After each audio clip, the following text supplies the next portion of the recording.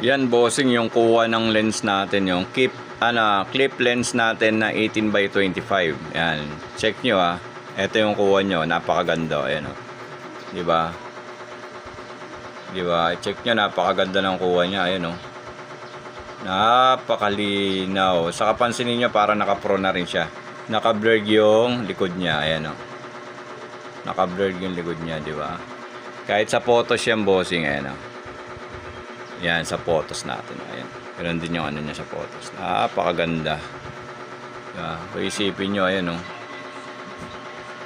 Diba? Diba? Hindi daw. Ganda o. 18 by 25 lang yan, bossing ha. 18 by 25. Mura lang yan, bossing. Nasa 300 plus lang yan. Pero kita nyo naman, etong gamit ko, Redmi 10 lang yan. Mumura yung cellphone ko na to, Redmi 10. Pero kita nyo naman yung quality na ibibigay niya. 'Di ba? Nakukuha niyo yung quality, 'di ba, ng mga subject natin. Ganun siya kaganda. Kaya ako sa inyo, i-avail niyo na 'to. Ayan, click niyo na yung yellow basket natin. Ayan oh. 'Di ba? Click niyo na yung yellow basket natin, mga bossing. Ayan. Kahit photos, ayan, sa photos oh. 'Di ba? Sa photos. Ayun subject niyan, bossing, ayun ah. Ayun oh. Wala na, malabo na pag kinuha na, no? 10 times pa yan, bossing, ha? Pero kita nyo kalabo, oh. Diba? Tapos ito siya, oh. Yan, ganyan siya kalinaw. Diba? Oh. Yan. Ito yung bossing, oh. Yan, ano pa inaantay nyo, bossing? Check out nyo na yan, bossing, sa yellow basket. Ayan. Yung clip lens natin, yan. Yung gamit natin, clip lens.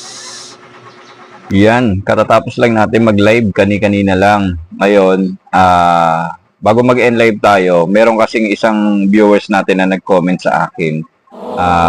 Saan ko daw ba nabili itong Ponstan na ginagamit ko sa live natin para dun sa photo lens natin pagka tayo nag-shoot, nagla-live. Ngayon, eto, i-demo ko sa inyo. Ito yung matagal ko nang gamit na Ponstan. Yan. Ito, may dalawang paa yan na na-adjust. Pag ni-release mo yung pinaka, lock niya, bababa yan. Hatakin mo pa baba. Magiging 3 layer siya. Kasama to nasa taas. Ngayon, maraming function to. Ito, ang gamit na ito is para kang professional. Pwede mo siya itaas. Kutin mo lang yan, tapos pwede pa baba. Ngayon, pag nakuha mo na, ilalak mo na siya. Yan. Ganun lang kadali. Tapos, ito naman isa, pag inopen mo siya, ni-release mo, naro-rotate siya. 360. Yan. Ito naman ang gamit.